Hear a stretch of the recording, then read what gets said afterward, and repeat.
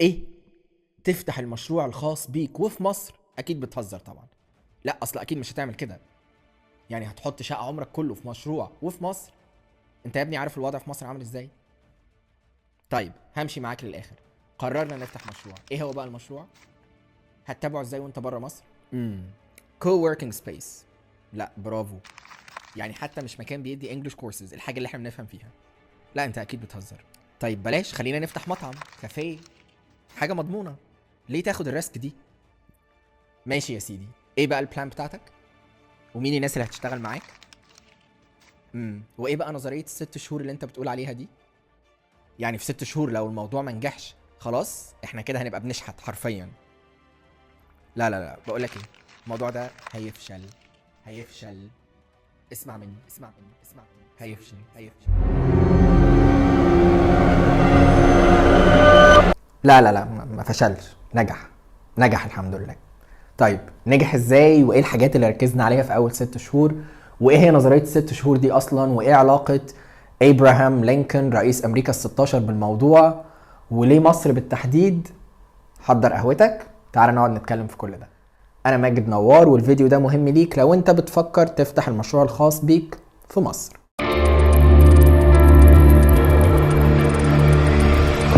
طيب مبدئيا كده وقبل ما نبدا خلينا نفترض افتراضين مهمين جدا. اول افتراض ان انت معاك راس المال او الكابيتال اللي هتمول بيه المشروع. يعني انا مش هقدر اقول لك تجيب الفلوس ازاي، فهنفترض ان انت ان شاء الله معاك الفلوس. تاني حاجه ان انت عندك كذا فكره ومحتار تختار اي فكره فيهم، مش ما عندكش اي فكره خالص. تمام؟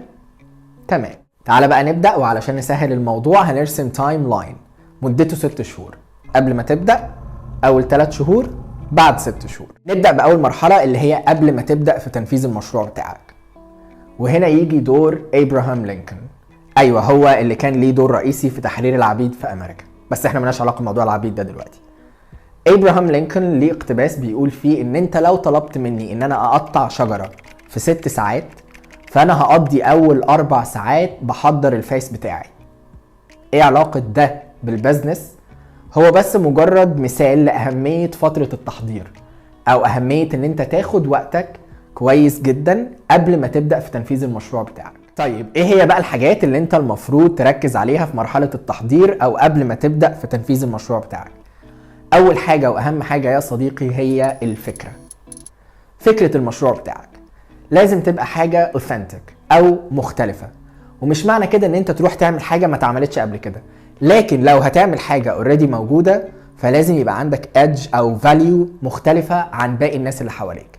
ايه الحاجة اللي انت هتحطها في الفكرة بتاعتك هتخليك مختلف عن باقي الناس اللي حواليك؟ وده هياخدنا للنقطة التانية. انت دلوقتي بقى عندك فكرة، لازم تعمل للفكرة دي حاجة اسمها business model، لان ده الاساس اللي هتبني عليه البروجكت بتاعك لمدة 6 شهور. طيب يعني ايه بيزنس موديل؟ ببساطة كده هو حاجة زي دراسة جدوى، او خلينا نقول بلان او خطة انت حاططها لمدة 6 شهور. ايه هي بقى يا صديقي الحاجات اللي انت المفروض تركز عليها في البيزنس موديل بتاعك؟ اول حاجة هي الفيجن او الرؤية بتاعتك، انت عايز البروجكت بتاعك ده يروح لغاية فين. تاني حاجة هي الميشن، انت هتعمل ايه علشان توصل البروجكت بتاعك للنقطة اللي انت عايزها. تالت حاجة هي الكور فاليوز او المبادئ اللي انت البيزنس بتاعك هيمشي عليها على الاقل لفترة 6 شهور. رابع حاجة هي الجولز والاوبجكتيفز او ايه هي الاهداف بتاعتك من المشروع بتاعك في اول 6 شهور. والاهداف دي ما ينفعش خالص يبقى من ضمنها الربح، لكن ممكن تحط اهداف زي ان انا الناس تعرفني، ان انا اتواصل مع الناس في الشارع، ان انا احاول اعمل براندنج للبيزنس بتاعي، ان انا السوشيال ميديا بتاعتي تبقى قوية. وخلي موضوع الربح ده على جنب شوية على الاقل اول 3 شهور. حاجة كمان هي التارجت كلاينتس، انت بتخاطب مين او البيزنس بتاعك بيتارجت مين بالظبط؟ هل هو للناس كلها؟ هل هو للطلبة بس؟ هل هو للناس الكبار في السن؟ هل هو للاطفال؟ هل هو للناس المهتمة بالرياضة؟ ايا كان القطاع اللي انت بتخاطبه او بتارجت عليه البيزنس بتاعك. حاجة كمان مهمة جدا هي الكالتشر او الفايبس. يعني ايه؟ يعني انت لازم تكون متصور في دماغك او حاطط في دماغك تصور معين للفايبس والكالتشر او الثقافة بتاعت المكان بتاعك. لازم يبقى في حاجة مميزة. وطبعا يا صديقي حاجة اساسية ومهمة جدا هي الموقع او الجغرافيا بتاعت المكان. انت هتفتح فين بالظبط. يعني انت لو بتخاطب طلبة الجامعة فما ينفعش ان انت تروح تفتح مكان بعيد عن الجامعة. لو انت البيزنس بتاعك بيخاطب الاطفال او بيتارجت الاطفال فما ينفعش ان انت تفتح في مكان بعيد عن الاطفال او صعب ان اولياء الامور يوصلوا له او ما فيهوش باركنج كفايه لاولياء الامور. فمهم جدا وانت بتختار المكان اللي انت هتفتح فيه تكون حاطط في السب كونشس بتاعك التارجت كلاينتس بتوعك هيوصلوا لك هنا بسهوله ولا الموضوع هيبقى صعب عليهم. زي ما قلنا ان مهم جدا ان الفكره بتاعتك تبقى اوثنتيك او اوريجينال او ما اتعملتش كتير قبل كده او مختلفه عن الحاجات المعموله اوريدي. فلازم البيزنس موديل بتاعك يكون flexibility المرونه. بمعنى انت بدأت اول 3 شهور لقيت ان الدنيا مفيش ولا جول او تارجت من اللي انت كنت حاطه في دماغك بيتحقق. لازم الفكرة بتاعتك تكون مرنة وقبل انها تبدأ تتغير. هدي لك مثال على اللي حصل معايا. انا في الاول خالص كنت عايز افتح مكان بندي فيه انجلش كورسز او اكاديمي بندي فيها انجلش كورسز، وجوه الاكاديمي دي يبقى فيه اماكن الناس بتقعد تذاكر فيها. بعد كده لما بدأت ادور على المكان وما لقيتش حاجه شبه اللي انا عايزه في دماغي وما لقيتش حاجه المساحه اللي انا عايزها، فاخدت مكان مساحته اصغر. وهنا كان لازم اغير الفكره واعكسها من ان هي مكان بيدي انجلش كورسز والناس بتذاكر فيه، طيب انا هخليه العكس، هخليه مكان الناس بتيجي تقعد تذاكر وتشتغل فيه وجواه قاعات محاضرات ممكن الناس تيجي تاخد فيها انجلش كورسز. ومش بس انجلش كورسز، لا كورسز تانية كتير. فلما يا صديقي الفكرة اتعكست بالطريقة دي بقت البوسيبيليتي او احتمالات نجاح البيزنس بدل ما كانت 30% 70% في اول 6 شهور. ودي اهمية ان الفكرة بتاعتك تكون فكرة مرنة ينفع ان انت تغير فيها حاجات، ما تبقاش حاجة ثابتة ما ينفعش تتغير، بالذات اول 6 شهور.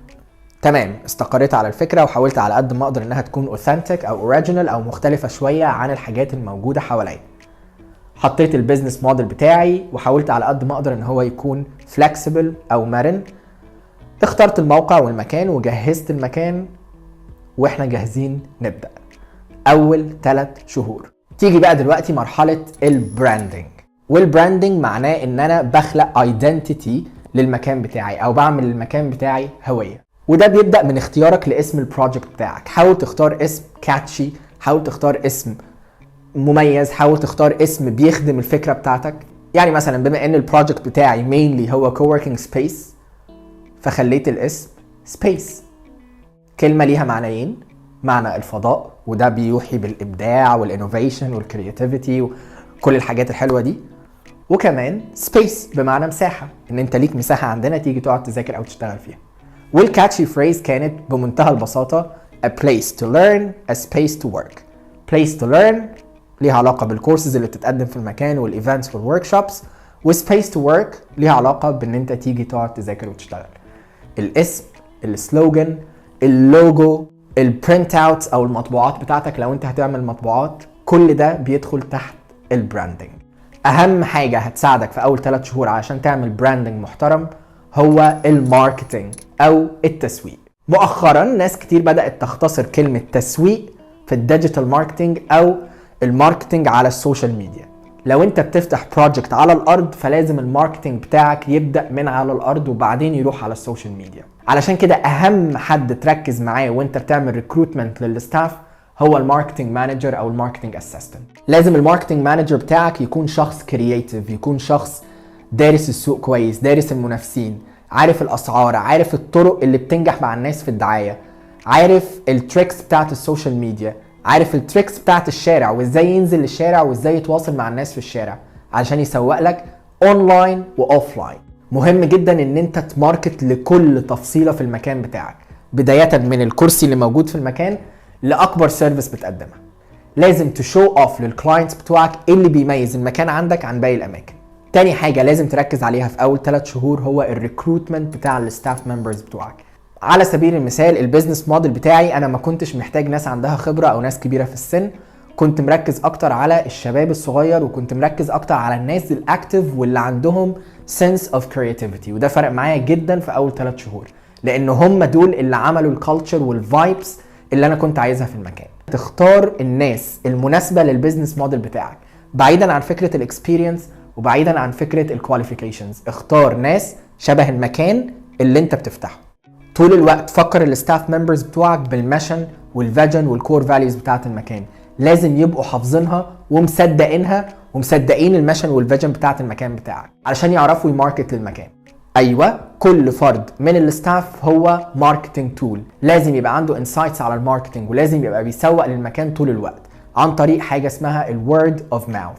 طيب مهم بقى في اول 3 شهور دول فكره المتابعه المستمره. انت طول الوقت بتتابع البيزنس موديل بتاعك، هل هو بيتطبق ولا لا؟ ايه الحاجات اللي ممكن تتغير؟ ايه الحاجات اللي ممكن نضيفها؟ ايه الحاجات اللي ممكن نشيلها؟ وخلي عندك زي ما قلنا مرونه ان انت تغير وتشيل وتظبط حاجات كتير في البيزنس موديل بتاعك في اول 3 شهور بالذات. درب الستاف بتوعك ان هم يعملوا حاجه اسمها سوات اناليسيز. السوات اناليسيز ده هو عباره عن دراسه بتشمل 4 حاجات: السترينث بوينتس او نقاط القوه، نقاط الضعف، التهديدات والفرص. كل شهر حاول ان انت تدرب الستاف بتاعك ان هم يقدموا لك سوات اناليسيز، كل واحد في المجال بتاعه.